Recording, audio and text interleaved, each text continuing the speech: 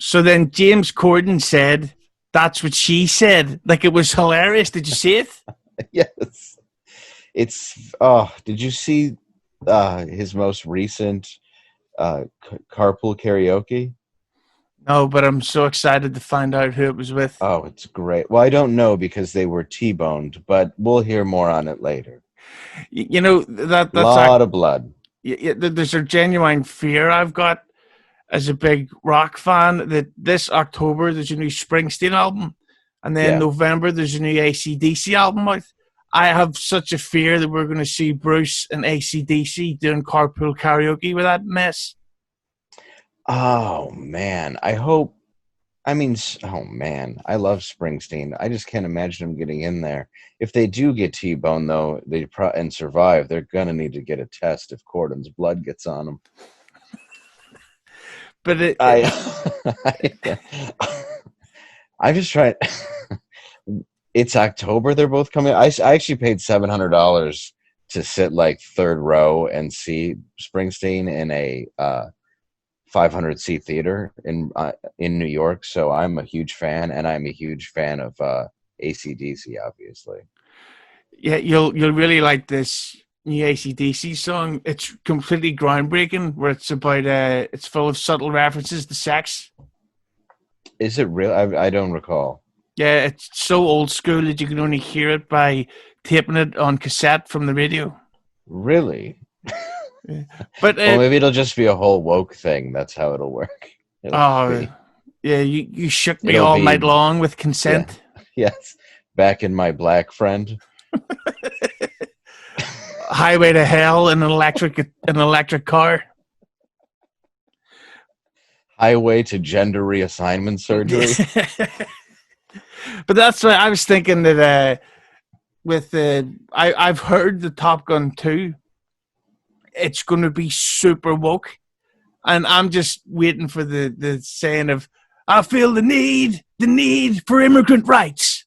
Yeah, I feel highway to the tolerance zone. Yeah. Hey, Yeah, ice person, you could be my wing person anytime. anytime. They killed geese. He goes by Geese now. He feels like he's a couple of them, boy and girl. What's interesting about how woke that is, it's not woke enough to get Kelly McGillis to play his wife. Like they're like, we want it to be tolerance. Oh, should he still be with Kelly McGillis? Oh God, no. Have you seen her? Yeah. It's disgusting. Everything else can be tolerant in the movie, but no. No, nobody wants to imagine folding tits. I kind of do, though. I like the fact that he still looks 25. It would be great if he's just, he's just in the Air Force, but he's got Kelly McGillis at home back at the trailer. Just this fat piece of shit. just, just horrible to him, just verbally abusing him. He just wants to die in war. Well, speaking of which, you sort of sparked my memory of course, the great Artie Lange. Now, he's kind of gone into hiding again, which is a shame. Or yeah, it is. Yeah, there's a lot of stories going about. One of the ones I've heard is that his mother very sadly get ill with the COVID, and he's been sort of taking care of her. But there's loads of rumors going around. So, have you got any news or / updates on the latest on Artie and how he's doing? No, I think that's pretty much it, to be honest. I know that he is staying with his mom, and I know that he doesn't want to go out into the world right now, and it makes sense. Mm. I get it. I think when he comes back, he's going to come back stronger than ever. I just hope that he stays off the shit. I just think that with Artie, is it for someone who's trying to stay sober and off booze and off drugs, why would you then say, I should start a podcast with Mike Bichetti? Yeah, he's got a manager, and I have nothing against that guy who kind of talked him into doing it. And it was actually a pretty damn funny show.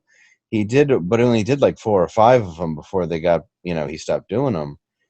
But I don't know, man. I wish I could shed more light on it, but Artie and I have had an interesting relationship, to say the least. Yeah, but to be fair, I'm not just saying this because you're gay. I mean, because you're here. But yeah, but both. Yeah, I've never thought that Artie had any actual reason to have a problem with you. Like you've never taken shots or Mm. yeah, and like really, you haven't really done anything that would make me go, "Oh, that Landau, he's a real pedophile." Oh, Well, yeah, not. I mean, dick, but yeah, there's guilty. I have an ice cream truck. Um, there's one freezer for ice cream and the other one for the heads. yes. You know how it is. And with Artie, he didn't have any right to be mad at me. I came in and I was simply the third mic, and honestly, those were some of the best shows we ever did. I loved sitting next to Artie, and it was amazing that I got to be on a show with him. And he did what heroin addicts do, and people that are addicts do. I know because I'm in recovery. It's attack somebody else instead of blame yourself. So Mm. he was just trying to take this stink off of him, and he's got 9 years of Howard Stern fans that are going to support him over me or anybody else. So you just got to deal with that backlash. It's a hard one to take, I'll give you that. But after a certain amount of time, like I said, you get so much shit that you just got to go like, all right, these are the 30% of the people that like me, because that's really the recipe, 30% like you, 30% hate you, 30% are indifferent, and then there's just 10% that are whatever. And it's sort of, and I believe that makes 100. I'm not sure. I failed math. I am not Asian. But But you yeah, mentioned Artie sobriety there, and that's a question I'd love to ask you because, like, obviously, when you lived with Anthony there for a couple of months during the start of the lockdown, well, not months, but you were staying there during recording. Uh, yeah, yeah. he, Just during the week, like 3 or 4 days, I'd be there, and it was for 4 months. We did it actually. yeah, and everybody knows Anthony likes to suck back an old brewski once in a while, and I've seen you do, Kumia? and I've seen you do shows with like Louis J. Gomez and the Legion of Skanks, and they're smoking weed and fucking drinking pretty heavily. But Yeah. for you, for your sobriety, not to get too serious, is that tough to be around, or are you beyond all that shit now? Uh, Yeah, it's not tough to be around anymore. And when I first started doing stand up sober and being in clubs and around everything, it was difficult because that was my crutch to get on stage. It wasn't that I needed like to have 12 beers, but one or two was nice. I never got too shit. Well, as far as I remembered, I never got too shit faced on stage. Some club owners reminded me of some late shows where apparently it was just 45 minutes of improvising with the audience, and some loved it and others left. But no, not anymore. And I allow people to do what they want to do. I have no issue with weed. I have no issue with that. The only thing that I would have an issue with or being around is really hard drugs, because I think they're going to destroy people, and I'm here to talk to them. I've had a lot of comics reach out, and that would bug me. But booze is booze, man. It's everywhere. I have a bar in my basement that's fully stocked.